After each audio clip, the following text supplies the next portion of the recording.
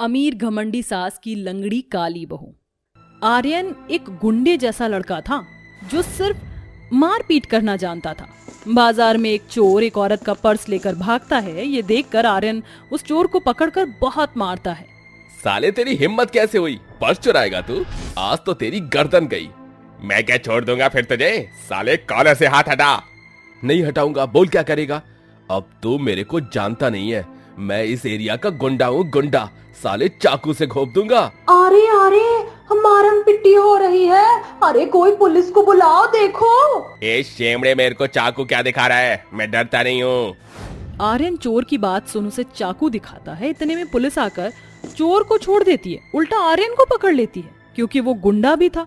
पहले भी एक बार वो जेल जा चुका था और दूसरी बार उसके हाथ में चाकू देखकर जेल में डाल देते हैं। जैसे ही आर्यन की अमीर माँ सरोजिनी को पता चलता है, वो वकील के साथ पैसे लिए पुलिस स्टेशन पहुंचती है और पुलिस वालों से बात करती है। इंस्पेक्टर साहब, मेरे बेटे को छोड़ दीजिए, माफ कर दीजिए इसे। इसकी कोई गलती नहीं है। वैसे इसने एक औरत का पर्स बचाया था। आपने उस चोर को तो पकड़ा नहीं, बार बार मेरे बेटे को पकड़ लेते हो। वो मैं आपकी बात मानता हूँ, पर जरा अपने बेटे को देखिए, कितना गुंडा बनकर घूमता है, चाकू भी रखता है और शक्ल देखिए इसकी। अरे हम पुलिस वाले किस लिए बैठे हैं, हमें नहीं बता सकता? जो ये हीरो बनने निकल जाता है। अरे जरा इसकी शादी करवा दो, पत्नी और बच्चों की जिम्मेदारी आएगी तो सुधर जाएगा। ये सब करना छोड़ देगा। अगली बार से मैं माफ नहीं करूंगा। पक्का पक्का इंस्पेक्टर साहब, अब की बार ऐसा कुछ भी नहीं होगा, मैं आपको गारंटी देती हूँ। माँ क्यों इनके सामने हाथ जोड़ रही हो? देखिए आपका बेटा कैसे बोल रहा है। पिछली बार के डंडे की मार भूल गया है क्या? याद दिलाऊं? अरे बस कीजिए इंस्पेक्टर साहब, आप बेल के कागज पर साइन कर दीजिए। फिर सरोजनी की बात सुन पुलिस और वकील आपस में बात कर लेते हैं और सरोजनी आर्यन को घर ले जाती है।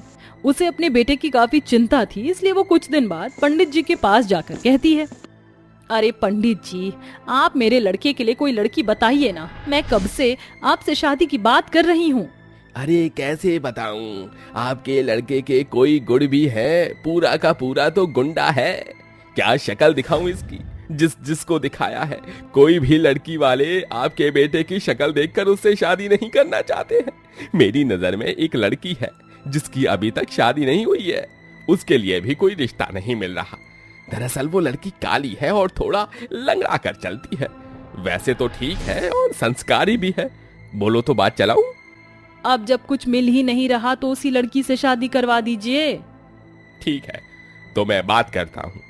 फिर पंडित उस काली लड़की पायल के घर वालों से आर्यन की बात करते हैं। अब वो एक अमीर परिवार से था और पायल से शादी करना चाहता था। ये सुनकर पायल के माता पिता तैयार हो जाते हैं और अगले महीने की दोनों की शादी धूमधाम से हो जाती है, जहाँ सास पायल का गृह प्रवेश करवाती है। उसके लंगड़ाते हुए कदम रखने से जेठानी पाखी हंसकर कहती है, OMG माँ जी, ये तो आप हिलता डुलता लंगड़ाता हुआ पीस ले आइए। I mean देवरानी लाई है देवर जी के लिए, और वो भी काली। चिंता मत करो, मैं तुम्हें मुंह दिखाई में फेयर एंड लवली दे दूंगी, कुछ हद तक तो चमक ही जाओगी। अब क्या करूं, तेरे देवर की किस्मत ही इतनी खराब है कि ये कल्लो माई आनी लिखी थी। सही है, गरीब काली लंगड़ी बहू को अच्छा खासा पति, अमीर ससुराल और हम जैसे लोग मिल गए। ये तो आपने बिल्कुल ठीक कहा जेठानी जी, मैंने सोचा ही नहीं था मुझे इतना अच्छा ससुराल मिलेगा। माँ मुझे गुस्सा आ रहा है, ये सब बाद में कर लेना, मुझे सोना है अब। हाँ, समय बहुत हो गया है, जाओ आराम करो सब। फिर सब अपने कमरे में चले जाते हैं और पायल भी लंगड़ाते हुए धीरे धीरे चली जाती है। अगले दिन वो सर्वगुण संपन्न बहू की तरह रसोई के काम संभालती है। उसे देखकर खड़ूस सास बोलती है, ओहो कल्लो माई, अपनी एक टांग पर काम कर लोगी या ऐसे लंगड़ाते लंगड़ाते 2-4 घंटे लगा दोगी? माँ जी आप फिक्र मत कीजिए, मैंने सारा खाना तैयार कर लिया है, बस आपको बुलाने ही आ रही थी मैं। अरे वाह, तूने तो लंगड़ाते हुए भी सारा काम टाइम पर कर लिया, अच्छा है। फिर सब पायल के बने हाथ का खाना खाते हैं। उसमें भी जेठानी नुक्स निकाल देती है। वक्त गुजरता है, पाखी और सरोजनी काली बहू से बहुत चिढ़ते थे और क्योंकि वो लंगड़ी थी तो उसका मजाक भी बनाते थे। पायल को बहुत बुरा लगता था, लेकिन वो पलटकर किसी को कुछ भी नहीं कहती थी। वहीं धीरे धीरे वो आर्यन से भी बात करने की कोशिश करती है, लेकिन आर्यन उसे दूर कर दिया करता था। ऐसे ही एक दिन आर्यन कपड़े बदलता है तो उसके पास से चाकू गिरता है। आर्यन जी, ये सब आप छोड़ दीजिए, अच्छा नहीं लगता। देखिए आईने में खुद को, आप कितने डरावने लगते हैं। कोई 5 साल का बच्चा आपके पास जाने में डर जाएगा। प्लीज खुद को बदल दीजिए। तुम होती कौन हो मुझे ये सब कहने वाली? आपकी पत्नी हूँ। देखिए मैं जानती हूँ आप परेशान रहते हैं आपके इस गुंडे वाली पर्सनालिटी की वजह से। आपसे कोई ठीक से मिलकर बात भी नहीं करता है। कहीं ना कहीं मेरे साथ भी यही सब होता है। मेरे काले रंग रूप की वजह से मुझे कोई पसंद नहीं करता, बात भी नहीं करता। मैं चाहती हूँ हम दोनों एक दूसरे का सहारा बने। आप कोशिश करेंगे? हाँ करूंगा। ये कहकर आर्यन उसके हाथ पर हाथ रखता है। फिर दोनों एक दूसरे के साथ बाहर घूमने जाते हैं, जहां पायल मॉल में उसे शॉपिंग करवाती है, उसको अच्छे कपड़े पहनाकर सैलून ले जाती है और उसका मेकओवर कराती है। जहां आर्यन खुद को आईने में देखता है कि वो गुंडे से एक डिसेंट लड़का लग रहा है। ये क्या, मैं इतना शरीफ भी लग सकता हूँ? ये तो मैंने कभी सोचा ही नहीं था। मैंने कहा था ना, मिलकर कोशिश करेंगे तो सब अच्छा हो जाएगा। अब आपको 2 चीज और करनी है, अपने गुस्से पर कंट्रोल और एक नौकरी। प्लीज आर्यन जी, मेरे लिए। मैं नहीं चाहती कोई आपको गलत नजरों से देखे और बोले कि आप जिम्मेदारी नहीं समझते। ठीक है मैं करूंगा पायल, थैंक यू मेरा साथ देने के लिए। फिर आर्यन काली बहू के मुताबिक नौकरी भी करने लग जाता है। अपने बेटे में बदलाव देखकर सरोजनी बहुत खुश होती है और उसका व्यवहार बहू के लिए बदल जाता है। उसके साथ वो प्यार से रहने लगती है। कुछ ही समय में पायल 3 महीने की गर्भवती हो जाती है। ये सब देखकर पाखी बहुत चिढ़ रही थी और एक दिन वो रसोई में कच्चा पपीता काटती है। वो काली कलूटन लंगड़ी ऐसे होकर भी खुश कैसे रह सकती है? पर अब तो वो माँ बनने वाली है। माँ जी भी उससे प्यार करती है। देवर जी के हाव भाव बदल दिए। उसे और खुश नहीं होने दूंगी। कच्चे पपीते को खिलाकर उसका बच्चा गिरवा दूंगी। हे कृष्ण भगवान, मुझे पाखी को रोकना होगा। पाखी ऐसा कैसे सोच सकती है? ये कहकर पाखी पायल के कमरे में जाकर उसे पपीता खाने को कहती है। पायल खाने ही जा रही थी कि फौरन सरोजनी बहू के हाथ से लेकर पपीता फेंक देती है और पाखी को तेज का झापड़ मारती है। पाखी बहू, तेरी हिम्मत कैसे हुई पायल बहू के साथ इतना घिनौना काम करने की? माँ जी, आपने ऐसा क्यों किया? जेठानी जी तो मेरा ख्याल रख रही थी। ख्याल नहीं बहू, ये तेरे बच्चे को मारना चाहती थी तुझे कच्चा पपीता खिलाकर। वाह पाखी बहू, तू तो आस्तीन का सांप निकली। माँ जी, आपकी हिम्मत कैसे हुई? हाँ मैं ये खिलाना चाहती थी क्योंकि मैं उसकी खुशियों को देख नहीं पा रही हूँ। पर क्यों दीदी, मैं तो काली हूँ, लंगड़ी हूँ, तो किस बात की जलन? इस बात की जलन बहू क्योंकि तू माँ बनने वाली है। तेरे आने से मेरा बेटा बदल गया, मैं भी बदल गई। मैंने भी तेरे साथ कितना बुरा किया था, तू मुझे माफ कर दे। अरे किलसने वालों को एक शब्द भी किलसी हो जाती है। पर अगर पाखी बहू तू उसकी खुशियों में अपनी खुशियां ढूंढती तो ज्यादा अच्छा होता। तू भी माँ बन जाएगी, पर तूने जो किया वो बहुत गलत था। मुझे माफ कर दीजिए माँ जी, माफ कर दो पायल। घमंड और जलन के कारण मैंने तुम्हारे साथ ये करने की सोची। ये तक भूल गई कि तुम्हारी कोख में एक नन्ही सी जान है। अगर आपको अपने किए का पछतावा हो गया है तो मैं माफ करने वाली कौन होती हूँ? मैं भगवान से दुआ करूंगी आपकी गोद भी जल्दी भर जाए।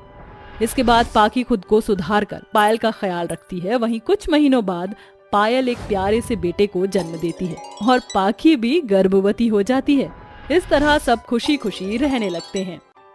देखो कबीर, मैं अब और तुमसे इस तरह छुप छुप कर मिलना नहीं चाहती। अरे वाह मेरी जान, आज तो तुमने मेरा दिल ही जीत लिया। ये बात तो मैं कब से तुम्हें कहना चाहता था। अगर तुम्हारी इजाजत हो तो मैं तुमसे कुछ कहना चाहता हूँ। तुम्हें कुछ कहने के लिए मुझसे पूछने की जरूरत नहीं है। जो कहना चाहते हो कह सकते हो। श्वेता के ऐसा कहते ही कबीर अपने पास से एक अंगूठी निकालकर उसको प्रपोज करना शुरू कर देता है। मैं तुम्हें शुरू से प्यार करता आया हूँ और मैं चाहता हूँ कि मैं आगे भी तुम्हें ही प्यार करता रहूंगा। क्या तुम मेरे आगे के जीवन में मेरी अर्धांगिनी बनकर रहना चाहोगी? जैसे मुझे ब्लैक कलर से प्यार है वैसे ही मुझे तुमसे भी बहुत प्यार है और मैं तुम्हारी अर्धांगिनी बनने के लिए तैयार हूँ। अब तुम अपनी मॉम को मेरे घर रिश्ता लेकर भेज सकते हो। ये सुनते ही कबीर खुशी से पागल हो जाता है और वो श्वेता को गले से लगा लेता है। अगले ही दिन वो अपनी माँ पूनम को श्वेता की माँ से मिलने उनके घर भेज देता है। देखिए मेरी बेटी बहुत समझदार और सुलझी हुई है, बस थोड़ी सी जिद्दी है, लेकिन दिल की बहुत अच्छी है। अरे पूनम बहन, तुम्हारे संस्कार देखते ही समझ आ रहा है कि तुम्हारी बेटी कैसी होगी। हमें ये रिश्ता मंजूर है। अरे वाह बहन, तुमने तो ये बोलकर मेरा दिल खुश कर दिया। लो अपना मुंह मीठा करो। सावित्री अपने हाथों से अपनी होने वाली समधन का मुंह मीठा करती है, जिसके बाद से रिश्ते की बात आगे बढ़नी शुरू हो जाती है और इसी के चलते वो अपनी बेटी की शादी के लिए लहंगा खरीदने चली जाती है। अरे वाह, ये लहंगा अच्छा है, लेकिन मुझे इससे भी अच्छा लहंगा चाहिए अपनी बेटी के लिए। भाई साहब, आपकी दुकान में जो सबसे अच्छा और महंगा लहंगा है वो मुझे दिखाओ। सावित्री के कहने के बाद दुकानदार और भी बढ़िया लहंगे अपनी दुकान से निकाल कर उसे दिखाता है। काफी देर बाद एक लाल जोड़े का लहंगा सावित्री को पसंद आता है और वो उसे खरीद कर अपने घर ले आती है और खुशी से अपनी बेटी को दिखाने उसके कमरे में जाती है। ये देखो बेटा, ये लहंगा कैसा लग रहा है तुम्हें? पूरी चांदनी चौक की मार्केट छान ली मैंने और बहुत ही मुश्किल से ये लाल जोड़ा मिला है जो सबसे हटके है। तुम बताओ तुम्हें कैसा लगा? छी छी छी छी छी, ये कैसा कलर है माँ? मेरी आंखों में चुभ रहा है ये कलर। मुझे ये बिल्कुल अच्छा नहीं लग रहा। मुझे अपनी शादी में ब्लैक कलर का लहंगा पहनना है। अरे बेटी, ये तुम कैसी बातें कर रही हो? देखो, कोई भी लड़की अपनी शादी में काला जोड़ा नहीं पहनती। अगर ऐसी बात है तो फिर अब तो मैं रिकॉर्ड तोड़ना चाहूंगी। वैसे भी आजकल काला रंग इतना प्यारा लगता है कि मैं आपको क्या ही बताऊं। माँ, मुझे तो ये सोचकर बहुत अच्छा लग रहा है कि जब मैं ब्लैक कलर पहनूंगी तो कितनी प्यारी लगूंगी। ओहो, तुम्हें मेरी बात समझ क्यों नहीं आती? तुम ब्लैक लहंगा नहीं पहन सकती। अपनी शादी में सब लोग हमारा मजाक उड़ाएंगे। बस माँ, बहुत हुआ। ये मेरी शादी है और अपनी शादी में मैं जो मर्जी पहन सकती हूँ, क्योंकि ये मेरी शादी है। और अगर मुझे तुम लोगों ने ब्लैक लहंगा पहनने नहीं दिया तो मैं ये शादी करूंगी ही नहीं। ये तुम कैसी बातें कर रही हो? एक लहंगे की वजह से तुम अपनी शादी ही तोड़ दोगी क्या? हाँ, ऐसा ही होगा। अब मेरी बात मानो, वरना ये शादी कभी नहीं होगी। ये मेरा आखिरी फैसला है। ना चाहते हुए भी सावित्री को अपनी बेटी की जिद के आगे झुकना पड़ता है। श्वेता ब्लैक कलर के पीछे पूरी तरह से पागल हो चुकी थी, जिसके चलते वो अपने लिए एक ब्लैक कलर का लहंगा लेने के लिए जाती है। लेकिन पूरे बाजार में उसको ब्लैक शादी का जोड़ा कहीं नहीं मिलता, जिसके चलते वो स्पेशली अपनी शादी के लिए ब्लैक लहंगा ऑर्डर करके बनवाती है। देखो, मेरा लहंगा एकदम बढ़िया बनना चाहिए। सबकी नजर मेरे लहंगे पर ही होनी चाहिए। अब काले रंग का जोड़ा तो आज तक किसी ने पहना ही नहीं। उस हिसाब से तो मोहतरमा शादी में आपके ऊपर से किसी की नजर ही नहीं हटेगी। अगर आप नहीं कर सकते हो तो बता दो, क्योंकि आपको देख के लगता नहीं कि आप बना पाओगे। अरे ये कैसी बातें कर रही हो मैडम? सबसे ज्यादा फेमस है हमारी दुकान। आप चिंता मत कीजिए, मैं बहुत सुंदर और प्यारा ब्लैक लहंगा बना कर दूंगा। आखिर आप एक ब्लैक लवर जो हो। हाँ, ये तो बात आपने बिल्कुल सही कही। मैं एक ब्लैक लवर हूँ तो मुझे सबसे ज्यादा ब्लैक कलर पसंद है। श्वेता खुशी खुशी अपनी शादी के लिए ब्लैक लहंगे का ऑर्डर देकर वहां से चली जाती है, जिसके बाद वो अपनी शादी की रस्मों में लग जाती है। उसने अपनी हर एक रस्म के लिए ब्लैक कपड़ों का ही कलेक्शन इकट्ठा किया था। जैसे हल्दी की रस्म, मेहंदी की रस्म, संगीत की भी रस्म में वो ब्लैक कलर ही पहनती है। यार श्वेता, तूने अभी तक सभी रस्मों में ब्लैक कलर ही पहना है। अरे तूने शादी के लिए कौन सा कलर लिया है? अब तो तुम वो शादी में ही देख लेना। शादी के एक दिन पहले श्वेता का ब्लैक लहंगा आ जाता है, जिसे पहनकर वो तैयार हो जाती है। उसका ब्लैक लहंगा देखकर सभी रिश्तेदार हैरान रह जाते हैं। तुम्हारे इस ब्लैक लहंगे की वजह से सब लोग उल्टा सीधा बोल रहे हैं। बारात आने वाली है बेटी, लाल लहंगा पहन लो। सावित्री के कहने पर भी वो ब्लैक लहंगा ही पहनती है। वहीं दूसरी तरफ कबीर अपने माता पिता और रिश्तेदारों के साथ बारात लेकर श्वेता के घर आ जाता है और मंडप में जाकर बैठ जाता है। जैसे ही मंडप में श्वेता काला लहंगा पहन कर आती है तो सभी औरतें उसे देखकर कहने लगती हैं, हे भगवान, इतना बड़ा अपशगुन!